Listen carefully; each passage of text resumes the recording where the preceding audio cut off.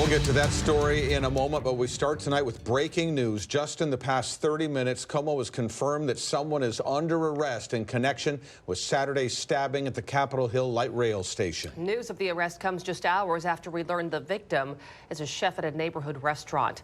As the community mourns, there are renewed questions about safety and security on public transit, something KOMO has been covering extensively for several years. We have team coverage tonight, including Jeremy Harris, who talked with riders and transit operators, but we start with Jackie Kent and details about the suspect's arrest. Jackie? We are just now hearing from Seattle police that they arrested a 26-year-old man in Eatonville around 3:30 this afternoon, and he is now on his way to be booked into the King County Jail. U.S. Marshals did help make this arrest. Right now, it's still unclear what the motive was leading up to this deadly stabbing, but right now, police believe this is the only suspect in this case. I can tell you this tragedy is a crushing reality for people who knew the chef who worked at this restaurant right behind me, Harry's Fine Foods. Many say it is a neighborhood staple, and countless customers stop by today to pay their respects.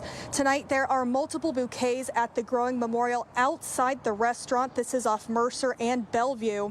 A sign on the door states their workers are grieving the unexpected loss of one of their own. They confirmed to us their chef was the 37-year-old victim of the light rail stabbing about a half mile from the restaurant. Many who dropped off flowers, candles, and a card say the pain from this tragedy is widespread. That's because people like Joel Rower consider Harry's as more than the restaurant on the corner. They're an institution. Harry's is an institution of Seattle, so it's a big deal. You know, it feels like it's your, these are your neighbors. These are your, the people that you share the city with. So, I mean, yeah, it hurts when stuff like this happens for sure. We did notice an increased security presence following the murder at the light rail station, now with 7 sheriff's officials.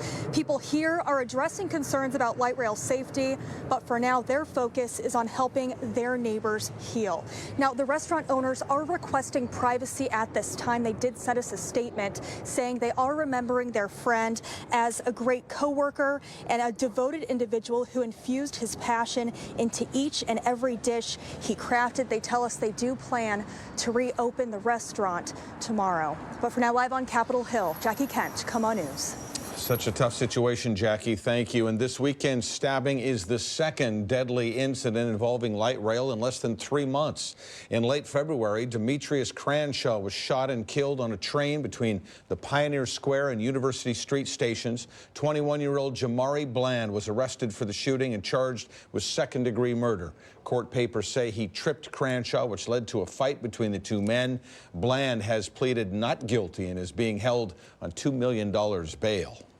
Following this weekend's homicide, the union that represents transit workers is calling attention to the shortage of police officers at Sound Transit. New data shows the agency is struggling to meet its staffing goals for police. KOMO's Jeremy Harris is live in Seattle with what changes the union is now strongly pushing for. Jeremy? Well, Mary, anytime there's an attack like this on transit, it sparks safety concerns for both riders and transit operators. And while there's still a lot of unanswered questions about what happened this weekend, the union that represents those transit workers says there are some changes that should be made to protect you when you get on board.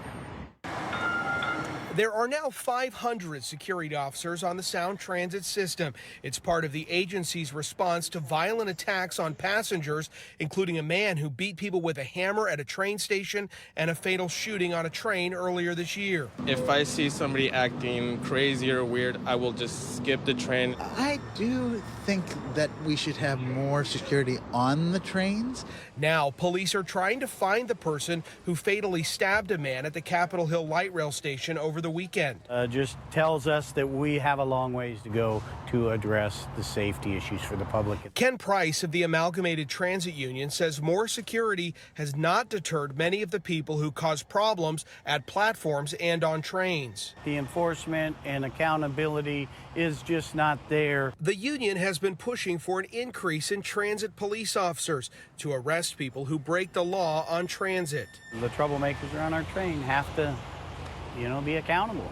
nothing off the table. We need everything on the table of what can we do to make sure that we make our operators safe and the public safe out there on the rail system. Data from Sound Transit shows the demand for train travel is strong, with more than 100,000 daily boardings. We have a beautiful city. This rail still is a joy to ride. But Price says an incident like the Capitol Hill homicide can shake riders' sense of safety. If we don't address this today with a real push, we're going to continue to have this conversation. Now, the union says Sound Transit is working to do a safety survey among those transit operators to give them a chance to provide their feedback on what they think about safety precautions on the rails. And just talking with some of those operators today who I've made contacts with over covering issues on transit safety, they tell me they think the main problems that they're still seeing a lot of people who are using drugs or who are under the influence of drugs on the transit system, and they would also support that turnstile system to try and keep people who aren't paying customers off of the trains. Reporting live in Seattle, Jeremy Harris, KOMO News.